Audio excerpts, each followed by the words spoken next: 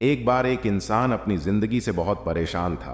वह हर समय अपने आप को कोसता रहता था कि क्या जिंदगी मिली है, मुझे क्या जीवन है।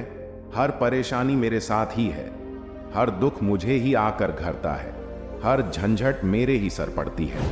एक दिन इसी तरह अपने आप को बैठा हुआ कोस रहा था कि क्या नसीब है मेरा, क्या किस्मत है मेरी, क्या जिंदगी है मेरी, कि तभी अचानक एक बाज अपने शिकार को पंजों में दबाए हुए एक पेड़ पर आकर बैठ जाता है और वहीं पर अपने उस शिकार को खाने लग जाता है।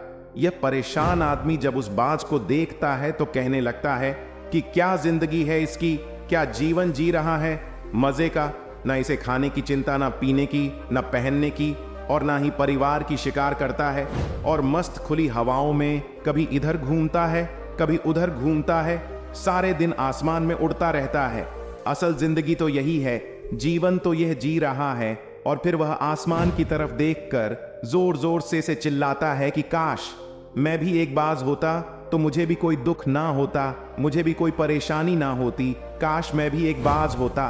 जब वह 2 से 3 बार जोर जोर से चिल्लाता है कि काश मैं भी एक बाज होता तो मुझे भी कोई दुख ना होता, मुझे भी कोई परेशानी ना होती, तो अचानक आसमान में बिजली खड़कने लग जाती है और आसमान से आवाज आती है कि हे इंसान, क्या यह हमने सच सुना कि तू हमारी दी हुई जिंदगी से परेशान है और तू एक बाज बनना चाहता है। तो इस आकाशवाणी को सुनकर यह इंसान हैरान रह जाता है और आसमान की तरफ देखकर कहता है कि हाँ, मैं सच में अपनी इस जिंदगी से बहुत परेशान हूं, क्योंकि हर परेशानी मेरे साथ ही है, हर दुख मुझे ही है, हर तकलीफ मेरे ही साथ है।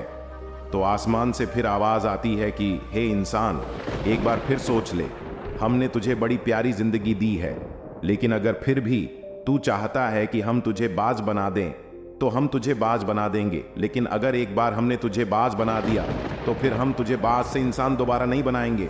तो ये आदमी तुरंत जवाब देता है कि मैंने अच्छी तरह से सोच लिया है कि मुझे बाज ही बनना है, और एक बार बाज बनने के बाद मैं दोबारा कभी नहीं कहूंगा कि मुझे इंसान बनना है।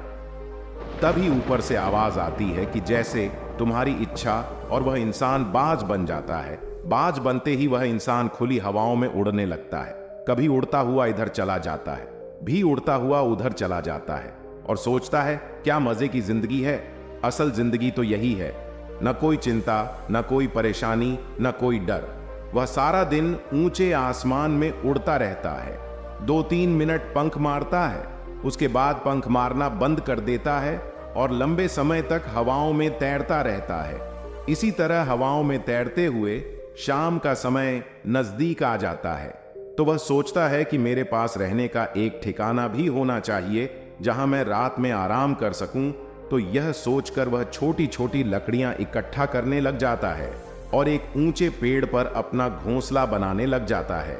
एक एक लकड़ियां इकट्ठा करके वह अपने लिए एक सुंदर सा घोंसला तैयार कर लेता है और रात में उसी में सो जाता है और सोचता है सुबह उठकर शिकार भी करूंगा और सुबह उठकर फिर से मौज मस्ती भी करेंगे, खुली हवाओं में उड़ेंगे। सुबह होते ही वह शिकार की तलाश में निकल पड़ता है, हवाओं में उड़ता रहता है, ऊपर से जाकर देखता है कि कहीं जमीन में मुझे कोई शिकार नजर आए तो मैं तुरंत जाकर उसे दबोच लूं और वहीं पर खा लूं, लेकिन उसे कोई शिकार नजर नहीं आता।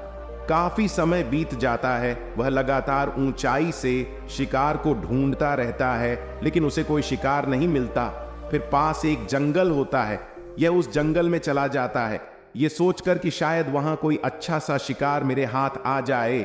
ये जंगल के ऊपर उड़कर शिकार को ढूंढता रहता है, जंगल के अंदर जाकर भी शिकार को ढूंढता है, लेकिन इसे वहां भी कोई शिकार नहीं मिलता। शाम का समय नजदीक आ जाता है तो मायूस होकर वापस अपने घोंसले की तरफ लौट रहा होता है कि रास्ते पर थक कर एक पेड़ के ऊपर बैठ जाता है। जब यह उस पेड़ के ऊपर बैठा होता है तो उसकी नजर एक बीमार चिड़िया पर पड़ती है जो कि ऐल अवस्था में होती है। यह तुरंत जाकर उसे दबोच लेता है, उसके पंख निकाल कर अलग कर देता है और उसे खा जाता है। उस चिड़िया को खाने के बाद वह अपने घोंसले की तरफ उड़ जाता है और रास्ते में सोचता है कि चलो बीमार चिड़िया ही सही, लेकिन कुछ तो खाने को मिला। वह अपने घोंसले पर पहुंचकर आराम करने लगता है और सोचता है सुबह एक अच्छा सा शिकार पकड़ूं। और अपनी भूख मिटा लूंगा। जैसे ही सुबह का प्रकाश होता है, यह निकल पड़ता है। अपने शिकार की तलाश में हवा में उड़ता रहता है। लेकिन आज फिर कोई शिकार इसके हाथ नहीं आता। काफी समय बीत जाता है। यह ऊंचाइयों पर जाकर अपनी तेज नजरों से शिकार को ढूंढने की पूरी कोशिश करता है, लेकिन इसे कोई भी शिकार नजर नहीं आता। फिर यह पास के उस जंगल की तरफ चला जाता है, लेकिन इसे वहां भी कोई शिकार नहीं मिलता। इसी प्रकार पूरे दिन उड़ते उड़ते शाम का समय नजदीक आ जाता है, तो यह निराश होकर वापस लौटने लगता है और रास्ते में एक पेड़ पर आकर बैठ जाता है। सोचता है शायद आज फिर कोई बीमार चिड़िया मेरा इंतजार कर रही हो, लेकिन हर बार किस्मत मेहरबान थोड़ी होती है। आज इसे कोई बीमार चिड़िया नहीं मिलती। यह थक हार कर वापस अपने घोंसले की तरफ चल पड़ता है और घोंसले पर पहुंचकर भूखा प्यासा ही सो जाता है और सोचता है कल सुबह एक बड़ा सा शिकार पकड़ा और आज की भूख भी मिटा लूंगा।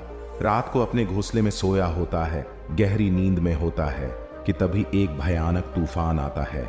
इस तूफान की हवा इतनी तेज होती है कि इसके घोंसले को उड़ाकर एक जगह फेंक देती है और उसे कहीं दूर दूसरी जगह फेंकते हैं।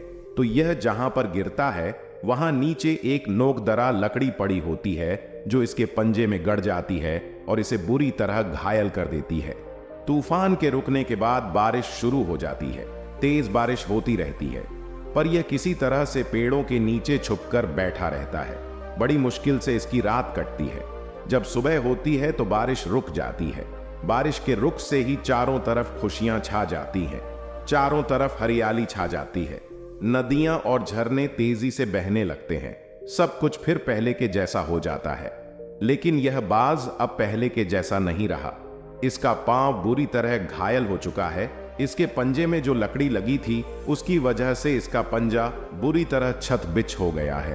और मैं आपको बता दूं कि बाज का जो पंजा होता है वह उसके शिकार को पकड़ने के लिए सबसे जरूरी होता है, क्योंकि बाज अपने पंजों से ही अपने शिकार को पकड़ता है, दबोच होता है और फिर अपनी चोंच के माध्यम से नोच नोच कर खाता है।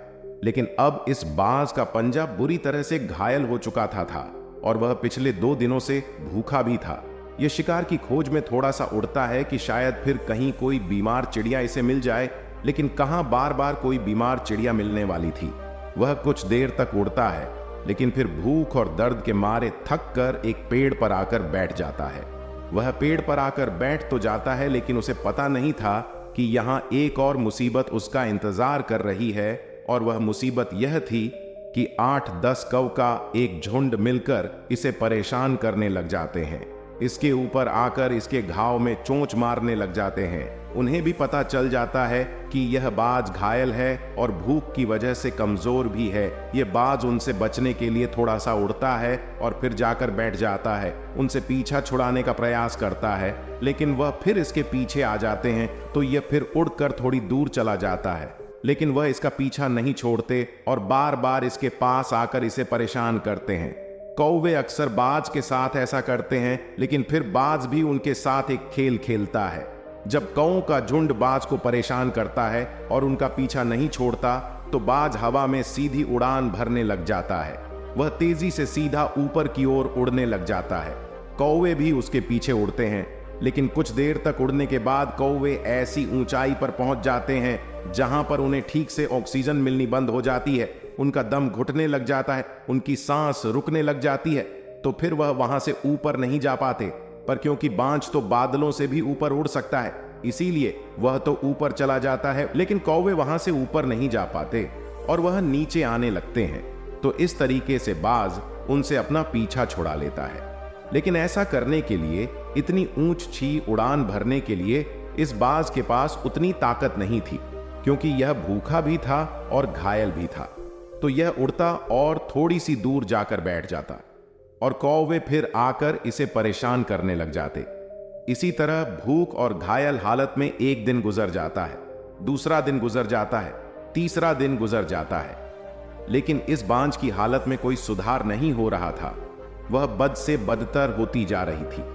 चौथे दिन जब यह बिल्कुल खत्म होने पर आ जाता है, इसके अंदर बिल्कुल ताकत नहीं बचती और इसका शरीर इसका साथ छोड़ने लगता है। तो ये किसी तरीके से उड़कर पास ही इंसानों की एक हॉस्पिटल होती है, उसकी छत पर आकर बैठ जाता है और वहां से आने जाने वाले मरीजों को देखता है और अपने आप से कहता है कि काश आज मैं एक इंसान होता तो ऐसे छोटे मोटे जख्मों का हॉस्पिटल से इलाज करवा लेता, या किसी को बता देता कि मैं भूखा हूं, परेशान हूं, मेरे साथ यह परेशानी है। लेकिन आज मैं एक ऐसा बेजुबान परिंदा हूं जो किसी से कुछ नहीं कह सकता, किसी को अपना दुख नहीं बता सकता, किसी से कोई मदद नहीं मांग सकता। यही बात सोचकर वह उसी छत पर अपना दम तोड़ देता है। वह अपनी जान की कुर्बानी तो दे जाता है, लेकिन साथ ही साथ हमें यह सीख भी दे जाता है कि आपको जैसा बनाया गया है, आप जैसे भी हो, उसी में खुश रहो और उसी में बेहतर करने की कोशिश करते रहो, ना कि इस बात से परेशान रहो कि काश मैं ऐसा होता, काश मैं वैसा होता, काश मैं यह बन जाऊं। आपको जैसा भी बनाया गया है, आप उसी में अपना सर्वश्रेष्ठ करने का प्रयास करते रहो। दोस्तों, यह कहानी तो काल्पनिक है, लेकिन हमें जीवन का एक बहुत ही महत्वपूर्ण नियम सिखाकर जाती है कि हम जैसे भी हैं अच्छे हैं, बस हमें उसी में अपना सर्वश्रेष्ठ करने का प्रयास करते रहना चाहिए। धन्यवाद। नमो बुद्धाय।